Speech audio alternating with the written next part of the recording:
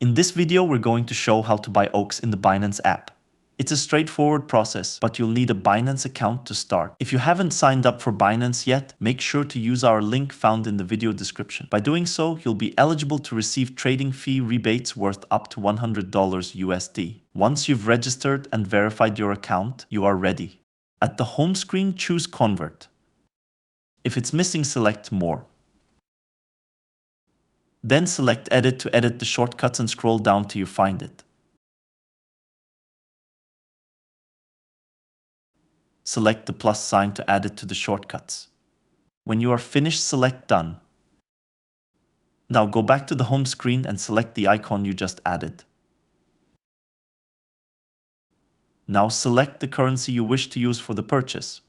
Then add the currency you want to buy. In our case, we are looking to buy OAX. There are two ways to buy it. You can either choose the current market value, or you can set the specific price at which you wish to buy. Now we just need to preview the conversion to ensure everything is correct. If it looks okay, then choose to convert it. Now you can go back to the home screen, choose Wallet and then Spot. Refresh your screen by dragging your finger downwards and you will see your recent purchase. That's it. If you have any questions, please don't hesitate to leave a comment below.